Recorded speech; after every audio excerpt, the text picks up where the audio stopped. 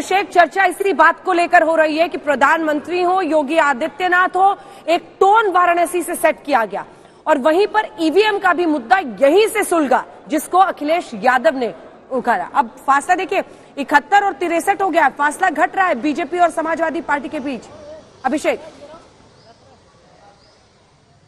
देखिए बिल्कुल अंजना, जो रुझान बता रहे हैं वो इस बात के गवाह हैं कि अखिलेश यादव जो दावा कर रहे थे कि बीजेपी को पूरी तरीके से वो चुनौती देंगे, और अभी तक के रुझान कहीं ना कहीं वो दिखा रहे हैं। हालांकि बीजेपी आश्वस्त थी अपनी जीत को लेकर के, हालांकि तमाम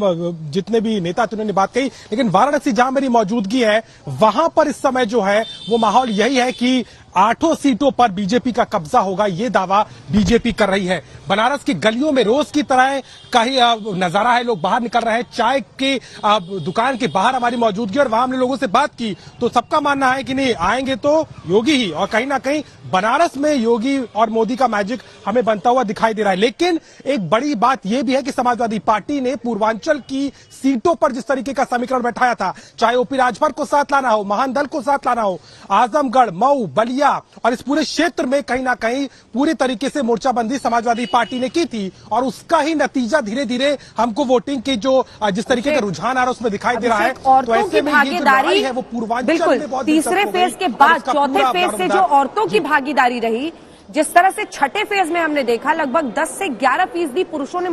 के मुकाबले औरतों ने ज्यादा वोट किया था। संजय जी, अभी भी आप अटके हुए 6 से 7 के आसपास ही आपको लग रहा है कि रिजल्ट क्लियर होगा, या फिर इन रुझानों पर जरा सा भरोसा करें? अभी नहीं, रुझानों पर तो इस वक्त भरोसा किया जा सकता है। ये अभी की स्थिति बता रहा है कि इस वक्त पोस्टल बैलेट की गिनती में बीजेपी को थोड़ी सी बढ़त है समाजवादी पार्टी के ऊपर, अगर हम यूपी की बात करें तो। लेकिन तस्वीर सचमुच मुझे लग रहा है शाम 4-5 बजे के पहले साफ नहीं होने वाली है, जिस बात का जिक्र और लोग भी कर रहे थे कि हर बूथ पर वोटरों की संख्या सीमित कर दी गई है। तो सीमित कर दी गई है, इससे बूथों की संख्या ज्यादा हो गई, तो बहुत समय लगने वाला है, थोड़ा सा टाइम लगेगा। जल्दी से चलते, सुनील जी भट्ट इस वक्त मोहाली से हमारे साथ जुड़ रहे हैं। कैप्टन अमरिंदर के घर के बाहर एक ट्रैक्टर पर कैप्टन अमरिंदर भी बीजेपी प्लस का ट्रैक्टर लेकर आगे बढ़ रहे हैं, लेकिन ट्रैक्टर का पहिया कहीं अटक तो नहीं जाएगा मिट्टी में, क्योंकि खेतों से निकलना है, किसानों को संभालना था, मुद्दों को संवारना था, उस रेस में पीछे दिख रहे हैं।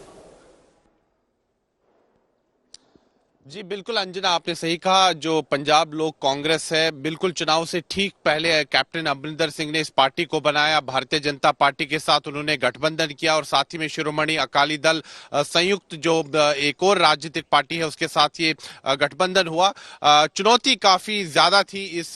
गठबंधन के लिए, लेकिन इनके लिए बेस्ट केस सिनेरियो यही है, अगर ये 10 का आंकड़ा भी पार कर पाते हैं तो इनके लिए एक तरह की सफलता होगी। लेकिन कैप्टन अमरिंदर सिंह अगर देखा जाए इन चुनावों में चाहते हैं कि नवजोत सिंह सिद्धू हार जाएं, क्योंकि नवजोत सिंह सिद्धू ही हैं जिसके कारण उनको मुख्यमंत्री की जो है कुर्सी गंवानी पड़ी और बाद में वो पार्टी से भी अलग हो गए और उन्हें नई पार्टी बना दी। तो अगर नवजोत सिंह सिद्धू चुनाव हारते हैं तो एक तरह से ये अमरिंदर सिंह की विजय होगी, क्योंकि उन्होंने साफ तौर पर कहा था कि वो सिद्धू को किसी भी शीर्ष पद पर नहीं आने देंगे पंजाब में, ये वो चाहते हैं।